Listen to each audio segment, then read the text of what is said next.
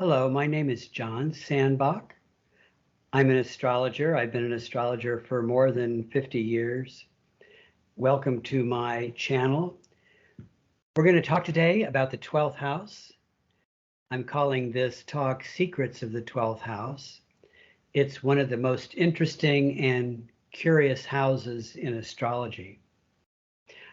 One thing I want to say about it is that in traditional Hindu astrology, the 12th house is called the house of moksha, or final liberation. So it's a very spiritual house. Whereas in Western astrology, it is thought of as a house that is associated with many negative things, many dark things, many things that are hard to understand, that are difficult. And I think there's a connection between these two things because the materialist mind wants to avoid all that's hidden in the 12th house. The 12th house is about everything that's repressed, everything that has been put aside, all those energies that have not yet been integrated into our being. And so the Hindus see the 12th house as this wonderful thing where you can open it up, pull the contents out, clear them, and then this eventually leads to enlightenment.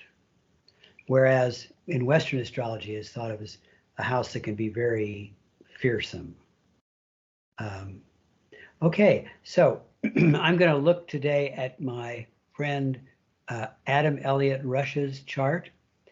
And this is what you're seeing here in front of us. You note that he has 5 planets in his 12th house. Now, we only use 10 regular planets in astrology, so half of his planets are in the 12th house. This is a very 12th house oriented chart. Do you have any feelings about that, Adam? Hey, John, how's it going? Good. Not really, except that, I very much feel like I live in the realm of dreams and the unusual and the strange. That's the realm of the 12th house. So I'm not That makes surprised. sense. Yes, I'm not surprised. And I want to point out here too that the first planet in your 12th house, that is the planet nearest to the beginning of the 12th house, is Mars. And so Mars then really dominates the house. It's the leader of all these 5 planets. And Mars likes to be in a leadership position like that. And it really means that what you're trying to do is you're trying to do something with all these 12th house energies. You're That trying makes sense. to figure out what they are, and then you're trying to figure out how they can be worked with in some sort of a constructive or creative fashion. Interesting. One of the potential difficulties is that Mars is a planet of conflicts. It always shows in our chart where our conflicts lie or what our conflicts are pertaining to. Well, with Mars in your 12th house, it could mean that conflicts in your life are often hidden. Sure. Do you feel that to be true? I think so. Yeah. I mean, based on life experience so far, that seems to be the case. Most of the Yes. time, my issues or problems seem to be very abstract. Yes. So, Now, when you say abstract, what do you mean? Like what? well, um, I don't really have relationship issues. I don't really have problems with getting along with people. But sometimes very ethereal, strange thoughts or dreams or experiences. Those are the things that sort of preoccupy me, and uh, and Well, and the those are the 12th things house that is trouble very me. much, yeah, the 12th house is very much about one's inner life. Mm, So I'm not surprised at all. One thing I just kind of off the wall thing I want to point out is that if you start with the 7th house and count around, like make 7 the first house, then okay. 8 becomes the second house, 9 becomes the third house, 10 the fourth, 11 the fifth. And the 12th house becomes the 6th house. What I'm Okay. saying is the 12th house is the 6th house from the 7th. 7th house is about relationships. Sure.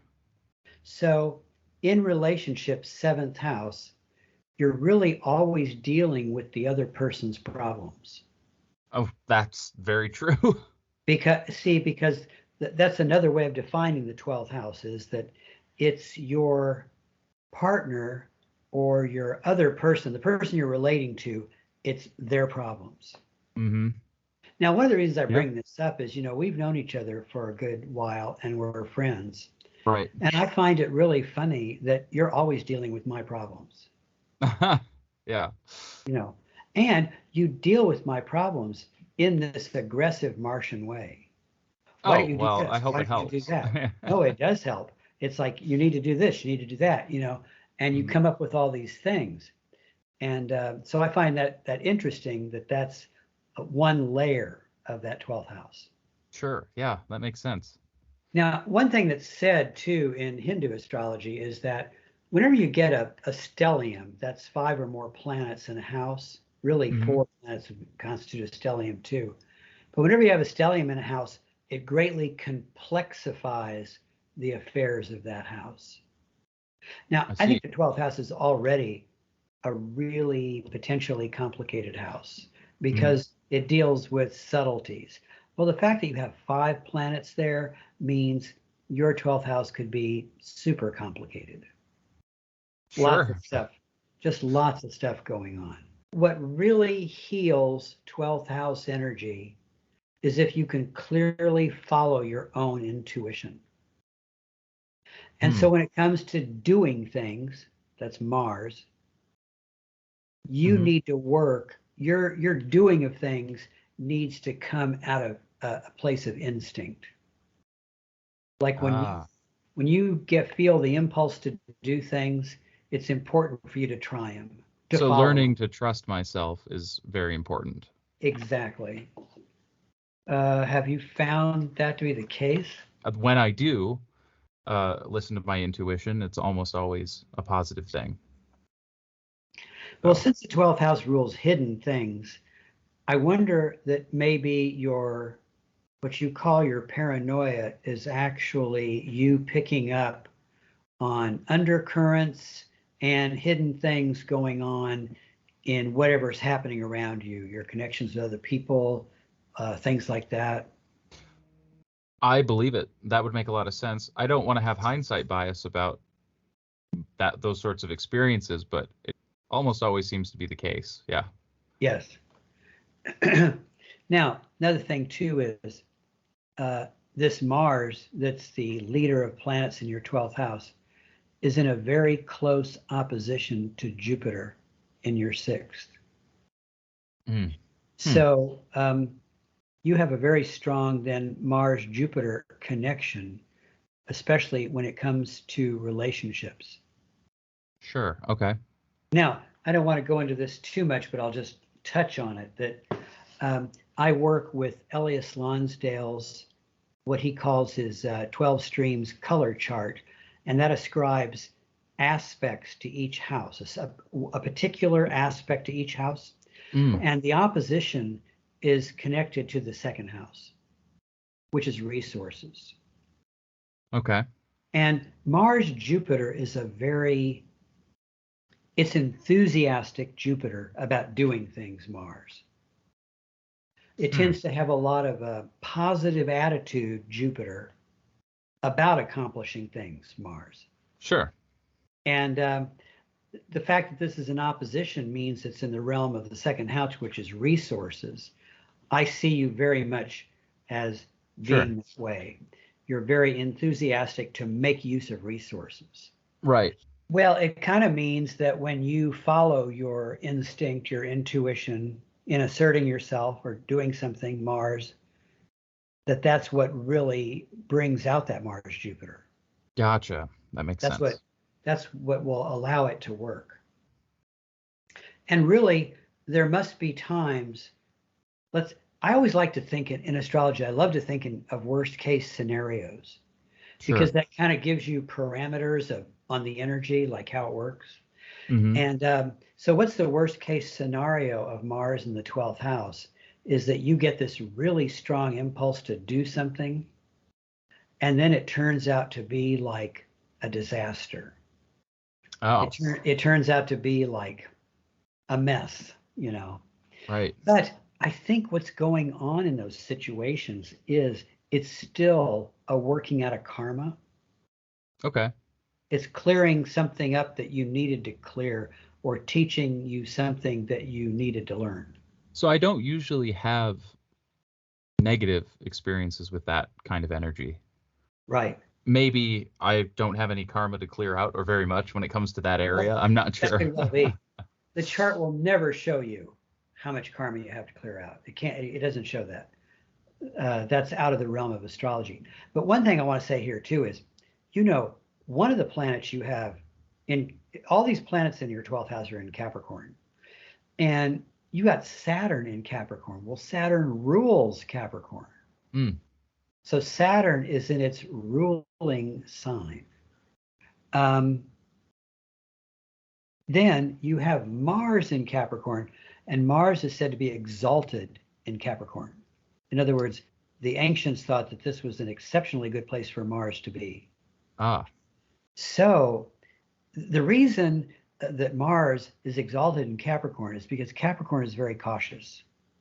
Mm-hmm.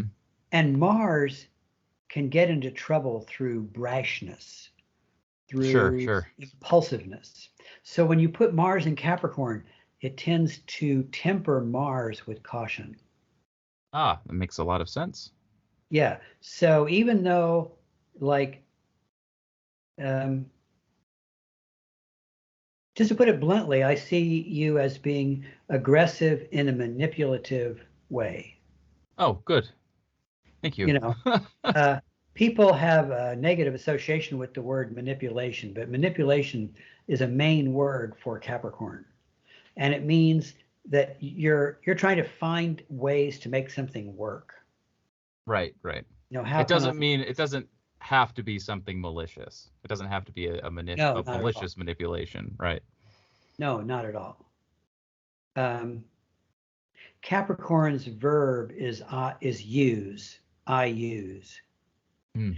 So it's like you're trying to use all these 12th house energies, figuring out what can be done with them.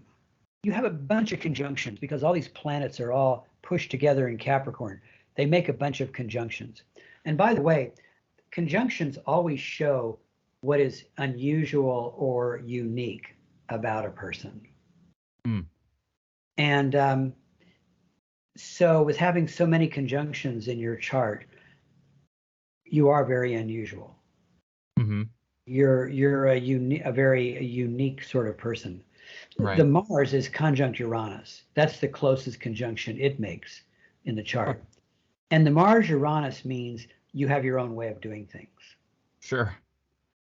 Um, I find a lot of times that people with Mars Uranus conjunction have trouble with things like going to school, because in school you're told you have to do something this way. Hmm. They want you to proceed with their agendas. Mars Uranus tends to be at its best when it's working independently, Hmm. when it's finding its own way of doing things. Or in an academic setting, that would be working on your own projects. Exactly, like Right, right. independent study. And one of the many things that the 12th house rules is research. Oh, very nice. So you might be very drawn to, because research is about trying to uncover what's hidden. Right, right. For my birthday, you sent me that Graham Hancock book on archaeology in the Americas and trying to ascertain how old these cultures are, these ancient cultures in the Americas. That's very 12th house. Right. It's fringe, interesting material, and it's really, it's stimulating. Even if some of it's true, it's fascinating. Right. So, what does it mean that both Mars and Uranus are in the 12th house? Well, we've kind of talked about what Mars means in the 12th house. Right. Uranus in the 12th house, one of the things it can mean is that Uranus is the planet of surprises, Mm. sudden, unexpected happenings. So when these 12th house energies come out, they, in your life, they might tend to do it in ways you don't expect happening. They come out as surprises. They come out maybe in unplanned ways. Now, you also have Mercury and Neptune in the 12th house, and they're also in conjunction. You have Uranus and Neptune are in conjunction, but we're going to skip that one for the time being. The reason we're skipping it is because that conjunction lasts for years, literally. Okay. So that means everybody born around the time you were born, the world over, has a Uranus-Neptune conjunction. The Mercury-Neptune conjunction means that you think in imaginative and subtle ways. Mm-hmm. And Mercury-Neptune can also have to do with getting message from angels, spirit guides, people who are deceased, that sort of thing. It's really a capacity for subtle thinking. What would the negative side of that be? Let's say I had a lot of, negative karma, or a lot of karma to sift through, or something like that. Delusions. Okay. Fantasies of a negative sort that you come to believe in as real. Confused thinking, confused ideas, people misunderstanding what you're saying, having unformed, vague, or confusing communications with people. Okay. That sort of thing. Or having thoughts that you can't quite put down or can't quite figure out. Sure. But I want to go on for a minute with that, and I'll tell you why. If we keep looking planet after planet, at these planets, then the next thing is a Mercury-Saturn conjunction. Okay. This is a key. And the reason it's a key is because whenever looking at aspects, the degree to which they're exact is of supreme importance. That's what really determines the power of an aspect. And of all these conjunctions in this 12th house, the closest one is Mercury conjunct Saturn. Okay. So you have the ability with that conjunction, you have the ability for deep thinking, for very concentrated, very focused thinking. Sure. And for being able to really hold on to an eye till you get it figured out. Right.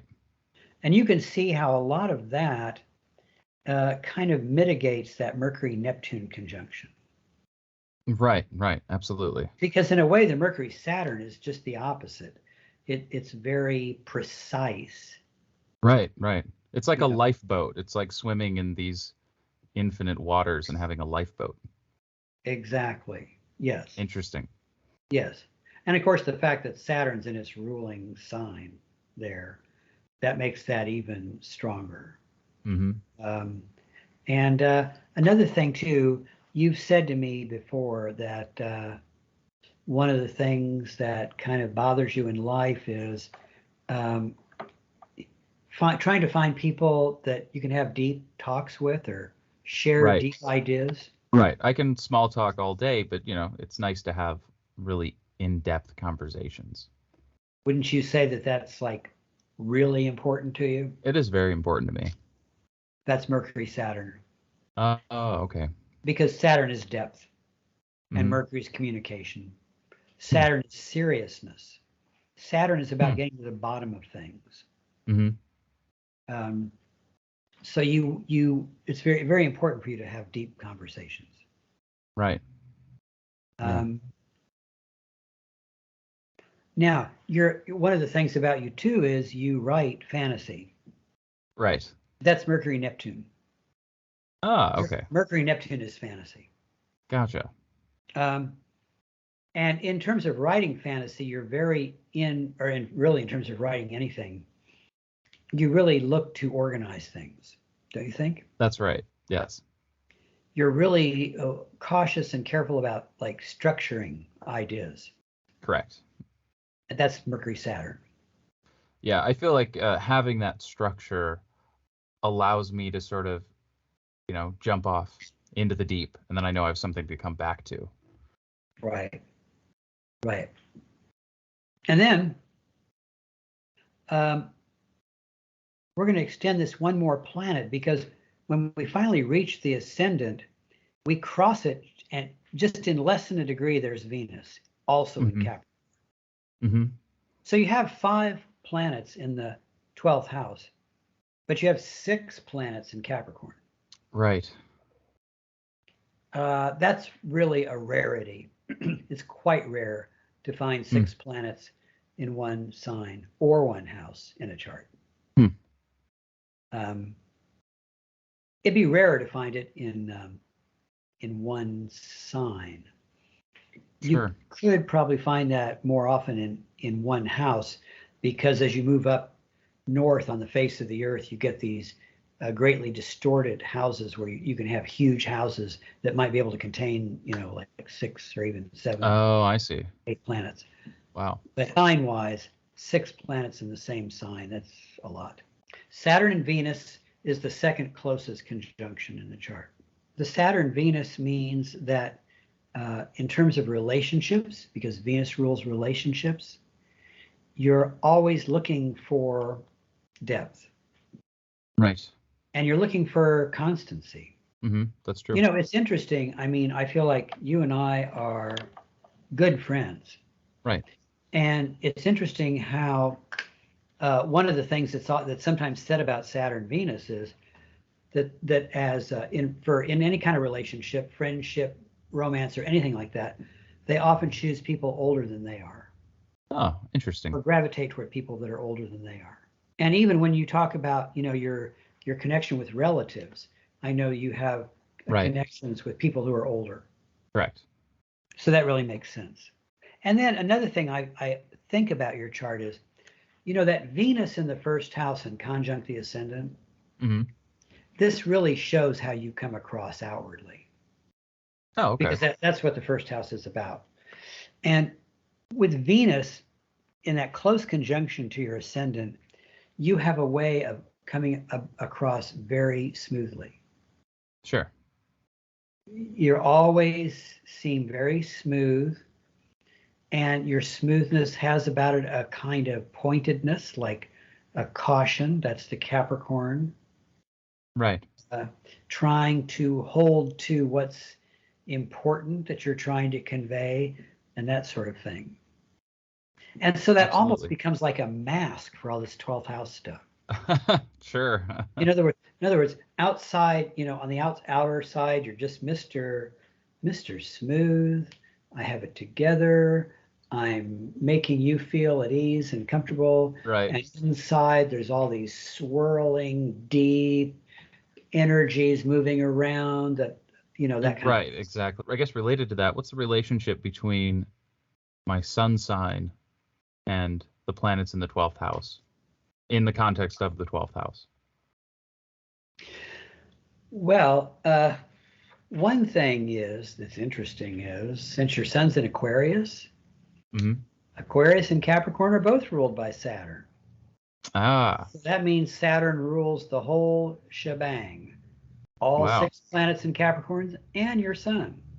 Wow. So Saturn, you have 7 planets in Saturn-ruled signs. And then we won't get into this right now, just mention it, that one of the most important things I do when I do astrology is look at what's called the star of destiny, which is determined by measuring the distance from the sun to the moon and then referring it to a system of houses, of 28 houses.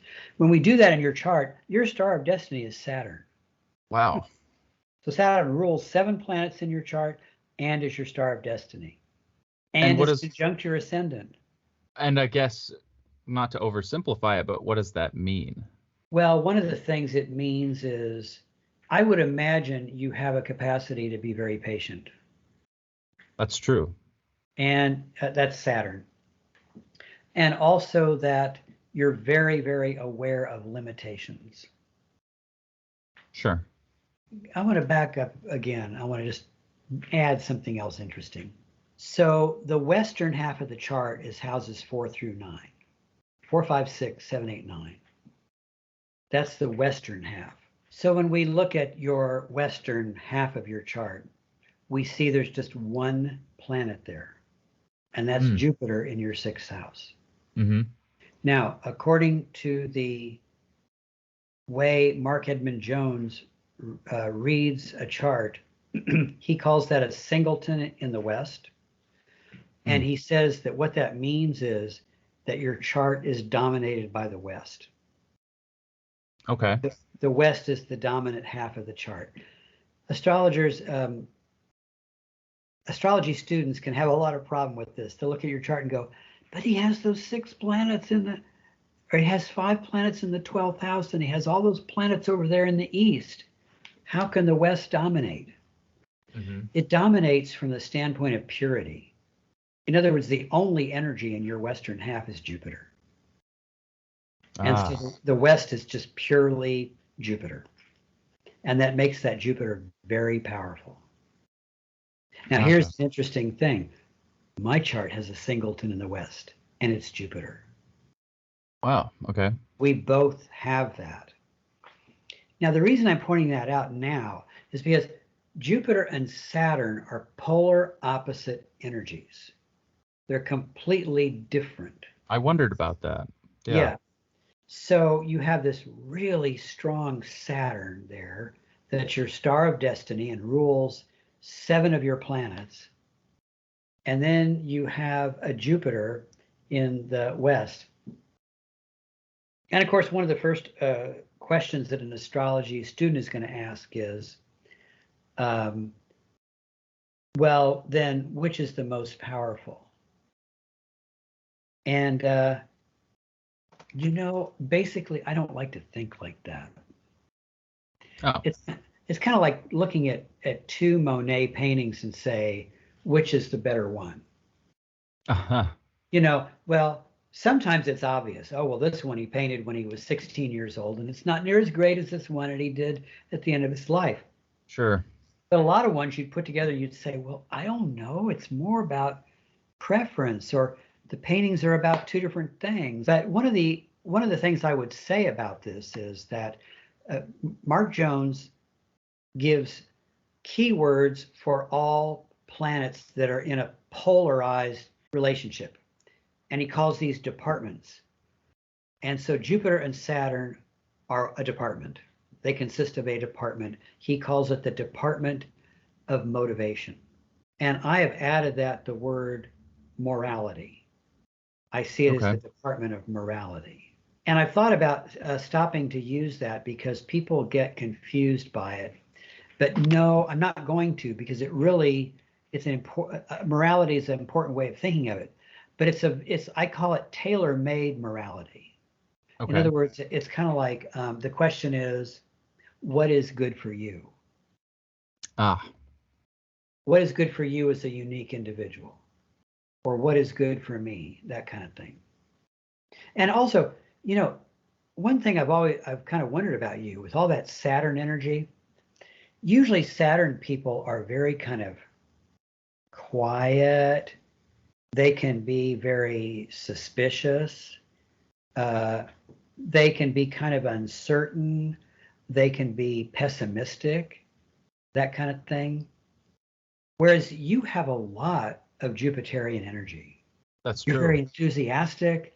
You have confidence, right. That kind of thing. That's all very Jupiterian. Also, you're very generous. Saturn's just the opposite. Saturn tends to not be generous. It tends to be cautious, careful. It tends to hold back from any kind of wastage. Well, I certainly think of the negatives, but then I think that the positives are worth pursuing. So there's your Saturn and Jupiter right there. Now, I haven't actually calculated it, but then it would be interesting to see what your Saturn-Jupiter angle is. They're not in any aspect to each other. To look at the rulerships of the nodes is extremely important. And so your north node is in Aquarius, which is the same sign as your sun sign. And in fact, your north node is only 3 degrees away from your sun. So you have a sun north node conjunction. And your south node is in Leo, and Leo is ruled by the sun. So the basic idea in terms of for your own evolution is it's important to move toward the Saturn and move away from the sun.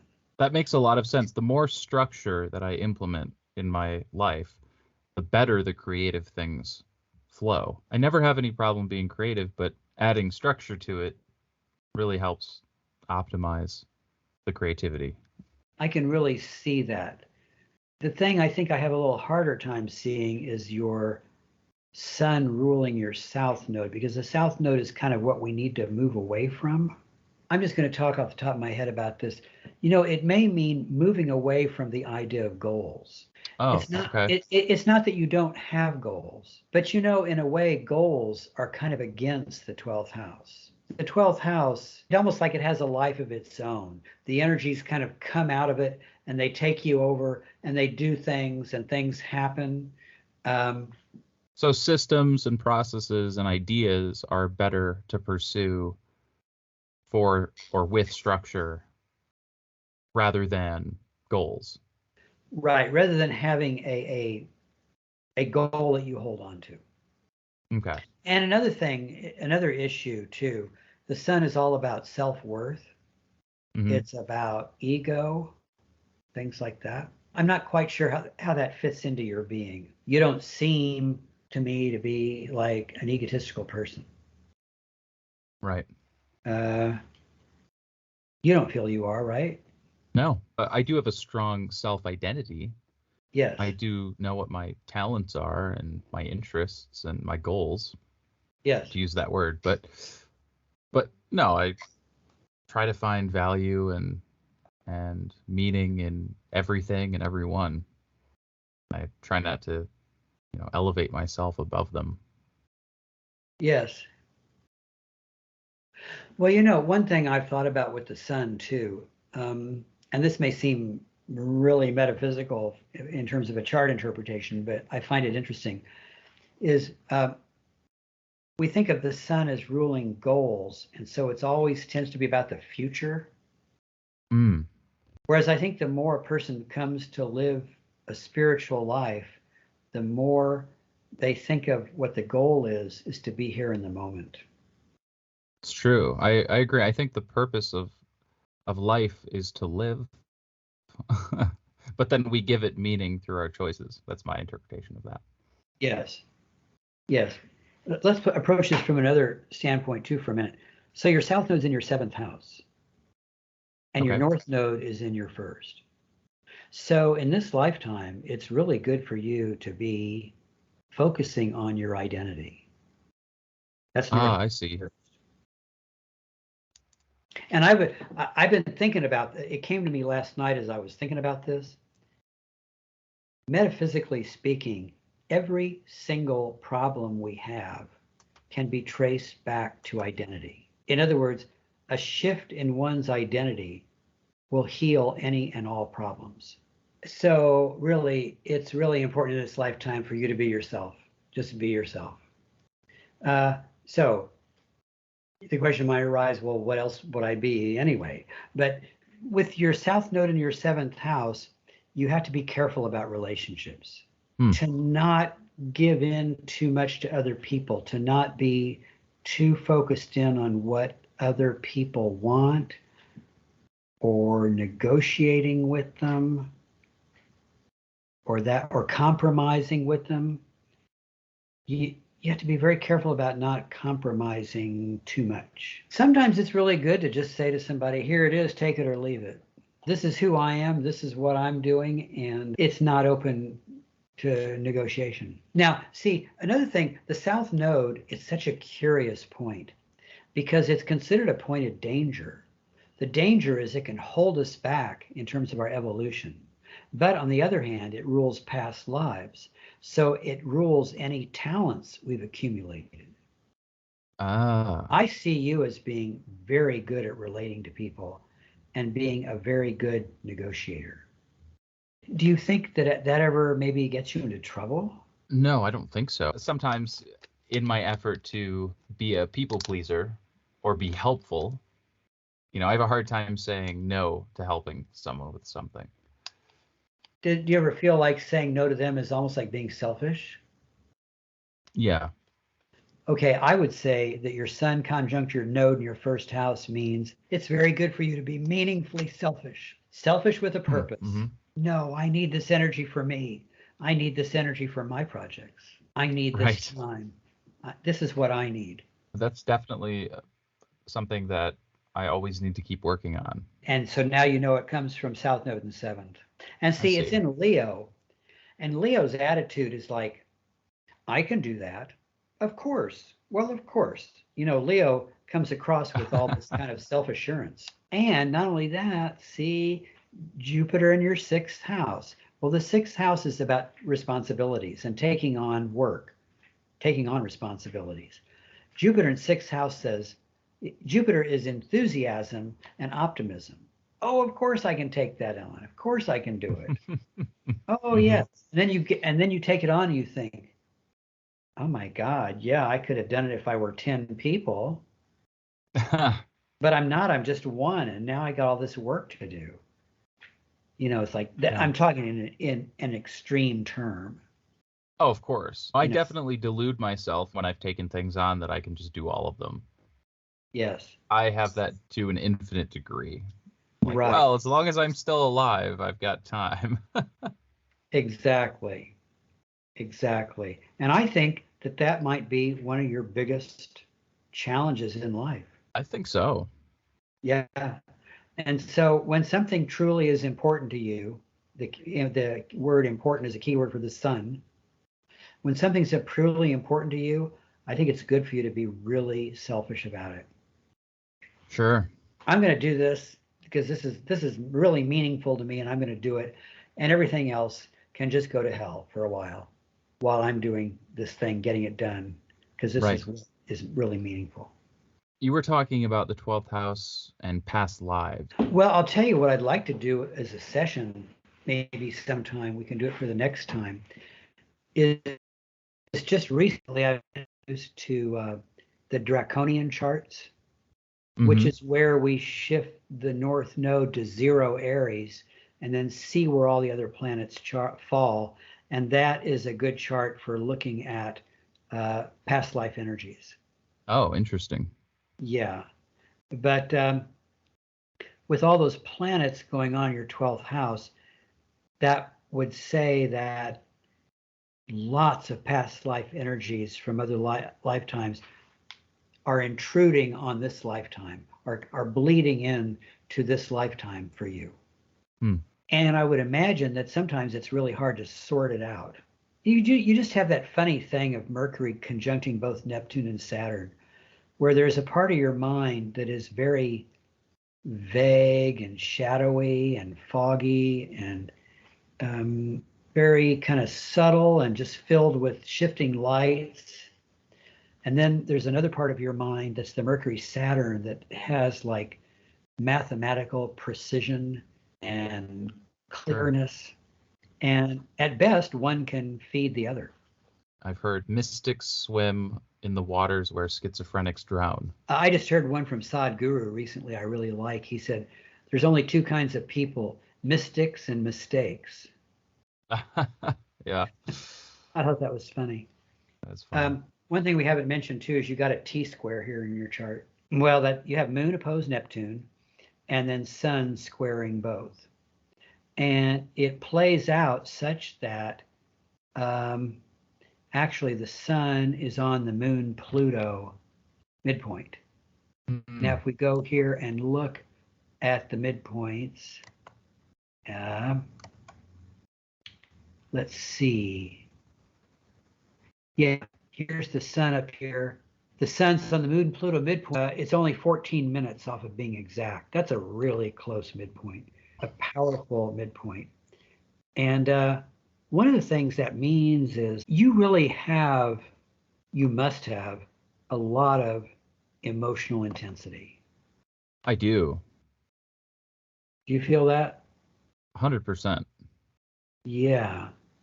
And, the sun is about life's meaning and purpose. So it really means that this emotional intensity often is surrounding or connected with your sense of your purpose or something that's very meaningful to you. Very much so. That's that Sun Moon Pluto T square.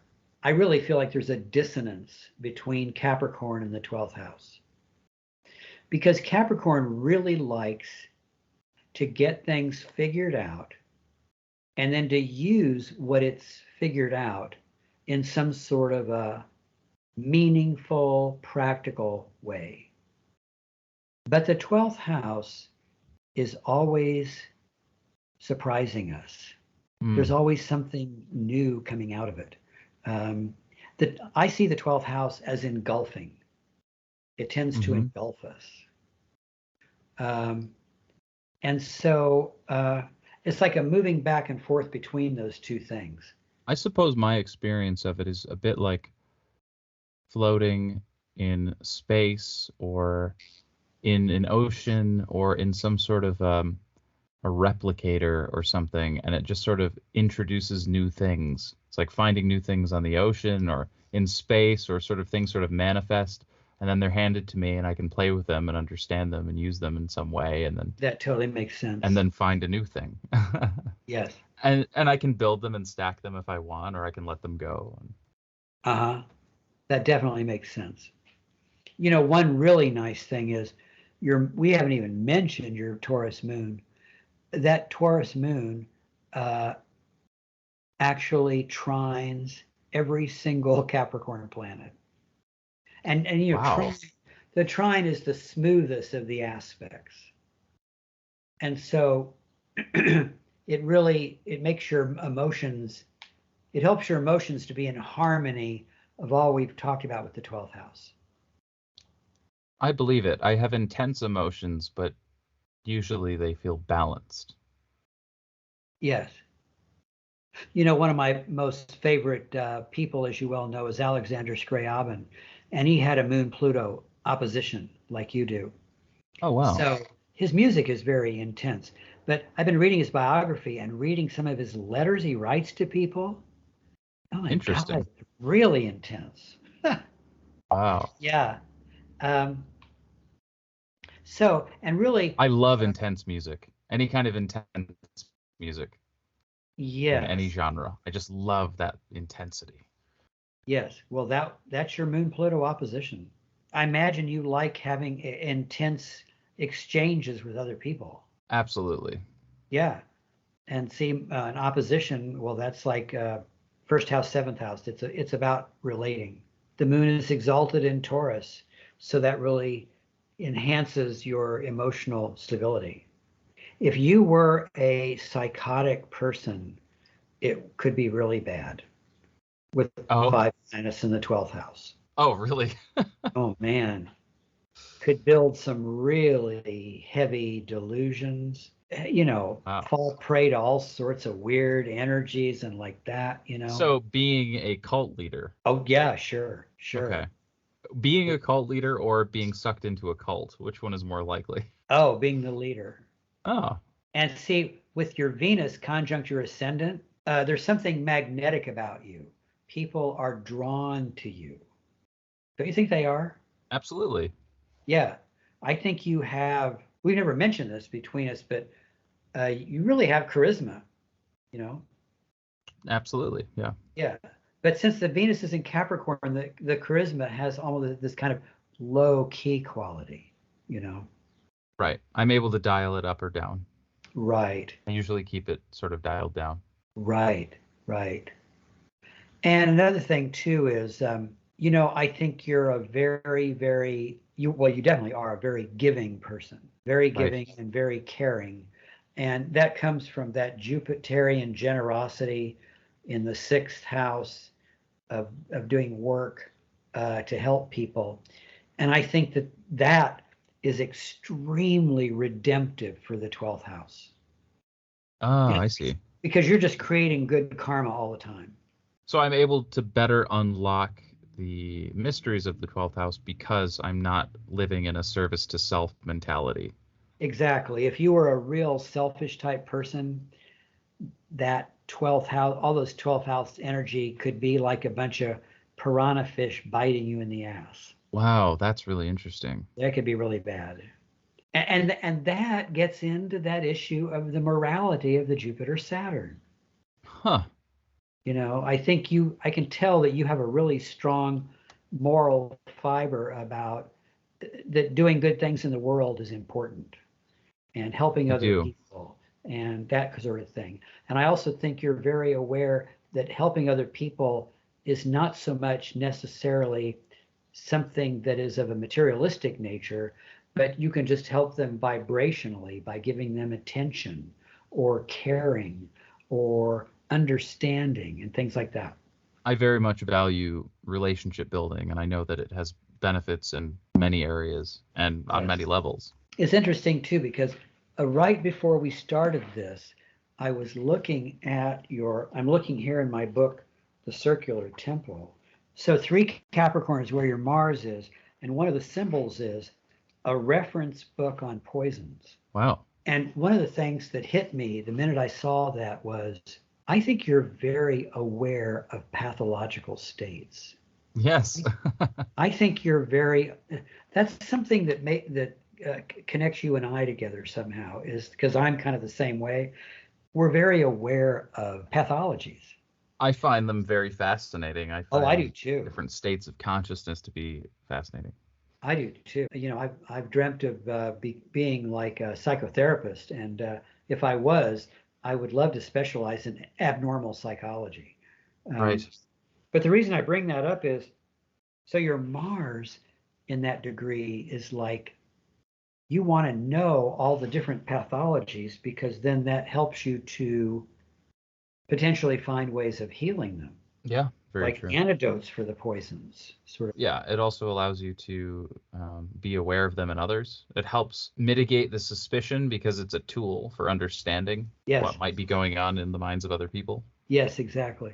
So I have one final question. You mentioned that Saturn is the star of destiny and it rules all of these different things. What is the degree symbol Oh, for for Saturn? Saturn? Yeah. Yeah, we definitely want to get into that, don't we? That's going to be a key here. So let's look at that. Okay, there's four symbols in my book, The Circular Temple, four symbols for each degree. What's called the Omega symbol is a host of angels in conference. Now, I could say things about all these. I might go back and do that if we have some time. The Pleiadian symbol is, as a choir sings, angelic voices join in. The Chandra symbol is many different perfumes carried by a breeze. Hmm. And the Azoth symbol is a small enclave of a secret society that has existed for centuries. Amazing. Yeah, very profound. One of the things I think about with this is, Saturn rules, its metal is lead. It rules things like stone. It rules architecture. It rules mathematics. It's very precise in that way. And so to put the Saturn planet in a degree that has the symbol many different perfumes carried by a breeze is very odd because that's a very non-Saturn like feeling to that image. But I think what it means is that one thing that's really profound about you or that's really important is you're really capable of tuning into subtleties. It makes me think of different planets with different environments. Yes.